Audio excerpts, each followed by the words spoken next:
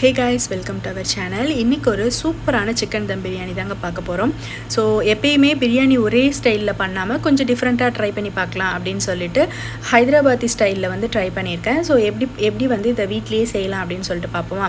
இதுக்கு நான் 1 kg அளவுக்கு சிக்கன் எடுத்து நல்லா க்ளீன் பண்ணி ஒரு பவுலில் சேர்த்துருக்கேன். அது கூட ஒரு டேபிள் ஸ்பூன் அளவுக்கு ஜிஞ்சர் கார்லிக் பேஸ்ட் ஆட் பண்ணியிருக்கேன். கூடவே 1/4 டீஸ்பூன் அளவுக்கு கரம் மசாலா தூள் ஆட் பண்ணிவிட்டு 1 டீஸ்பூன் அளவுக்கு மிளகாய் தூள், மல்லித்தூள், மஞ்சள் தூள் இது எல்லாமே ஆட் பண்ணிக்கிட்டேன். அது கூட ஒரு 1/2 லெமன் பிழிஞ்சு விட்டுட்டு பச்சை மிளகாய் வந்து ஒன்றே எடுத்து நல்லா பொடியாக கட் பண்ணி அதையும் ஆட் பண்ணியிருக்கேன். கூடவே 1 கப் அளவுக்கு தயிர் சேர்த்துட்டு நல்லா இந்த மாதிரி பெசரி வச்சுக்கலாம். ஸோ அது கூட இதை நல்லா பிசைஞ்சதுக்கப்புறமா அது கூட வந்துட்டு கொத்தமல்லி புதினாவையும் நல்லா பொடியாக கட் பண்ணி ஆட் பண்ணிக்கலாம். லாஸ்ட்டாக நம்ம நல்லா ஃப்ரை பண்ணி வச்சுருக்க ஆனியனையும் இதில் சேர்த்துக்கலாம். ஸோ இதில் மோஸ்ட்லி வந்துட்டு ஹைதராபாத்தி ஸ்டைலில் செய்கிறப்போ இந்த பொரிச்ச ஆனியன் தான் அதிகமாக அவங்க வந்து யூஸ் பண்ணுவாங்க. ஸோ அதனால நல்லா பொடியாக கட் பண்ணி வெங்காயத்தை எண்ணெயில் போட்டு பொரித்து எடுத்துக்கோங்க. அதை இதில் கொஞ்சமாக ஒரு கைப்பிடி அளவுக்கு ஆட் பண்ணிவிட்டு கொஞ்சமாக நெய் இல்லைன்னா ஆயில் இதை வந்து ஆட் பண்ணி நல்லா பெசரி வச்சுக்கலாம். அண்ட் ஸ்பைசஸும் உங்களுக்கு ஏற்ற மாதிரி நீங்கள் ஆட் பண்ணிக்கோங்க. நான் எக்ஸ்ட்ரா கொஞ்சம் ஸ்பைசஸ் வேணுன்றதுனால 1 டீஸ்பூன் அளவுக்கு எக்ஸ்ட்ரா மிளகாய் தூளும் ஆட் பண்ணியிருக்கேன்.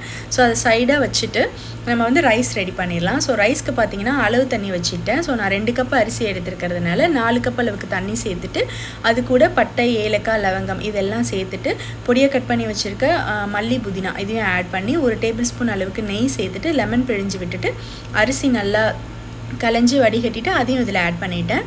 ஸோ ஆட் பண்ணி ரைஸ் வந்து ரெடி ஆகட்டும். அதுக்குள்ளே நம்ம மசாலாவும் ரெடி பண்ணிடலாம். ஸோ இன்னொரு பெரிய பாத்திரம் வச்சுட்டு அதில் கொஞ்சமாக எண்ணெய், அதுக்கப்புறமா 1 டீஸ்பூன் அளவுக்கு கீ சேர்த்துட்டு அது கூட பொடியாக கட் பண்ணி வச்சுருக்க வெங்காயமும் சேர்த்து பச்சை மிளகாயும் சேர்த்து நல்லா இந்த மாதிரி ஃப்ரை பண்ணிக்கலாம். ஸோ வெங்காயம் வந்து நல்லா ப்ரௌனிஷ் கலரில் வந்ததுக்கப்புறமா நம்ம ஆல்ரெடி மேரினேட் பண்ணி வச்சுருக்க சிக்கன் இதில் வந்து ஆட் பண்ணிக்கலாம். ஸோ நம்ம எக்ஸ்ட்ரா ஸ்பைசஸ் எதுவும் ஆட் பண்ண போகிறதில்ல. ஸோ அதனால் அதை அப்படியே இதில் ஆட் பண்ணிவிட்டு அதில் கொஞ்சமாக தண்ணி சேர்த்து அலசி அதையும் இதில் சேர்த்துக்கோங்க. சேர்த்துட்டு அதுக்குள்ளே இங்கே ரைஸும் வந்து ரெடி ஆயிரும். மேலே வந்துட்டு நீங்கள் மிளகு வந்து ஆட் பண்ணி நீங்கள் அந்த ரைஸஸை இது கூட லேயராக ஆட் பண்ணிக்கோங்க. ஸோ ஃபஸ்ட்டு அந்த மசாலா லேயர் இருக்கும் இல்லைங்களா, அதுக்கு மேலே இந்த ரைஸை ஆட் பண்ணி அது மேலே நீங்கள் வந்துட்டு கார்னிஷ் பண்ணுறதுக்காக அந்த பொரிச்ச ஆனியன் இதில் ஆட் பண்ணிக்கோங்க. அதே மாதிரி பொரிச்சு வச்சுருக்க முந்திரி, திராட்சை இதெல்லாம் வந்து நீங்கள் நெய்யில் ஃப்ரை பண்ணி எடுத்துகிட்டு அதையும் இது மேலே நீங்கள் ஆட் பண்ணிக்கலாம். புதினா, கொத்தமல்லி இது எல்லாமே ஆட் பண்ணிவிட்டு ஒரு 2 லேயர் வந்து நீங்கள் இந்த மாதிரி ஆட் பண்ணிவிட்டு அது மேலே அலுமினியம் ஃபாயில் போட்டு கவர் பண்ணிடலாம். கவர் பண்ணிவிட்டு அது மேலே ஒரு லிட் போட்டு மூடி வச்சுட்டு மேலே ஒரு தண்ணி வச்சுருங்க. தண்ணி வச்சுட்டு ஒரு 20 மினிட்ஸ் அப்படியே தம்மில் விட்டுருங்க.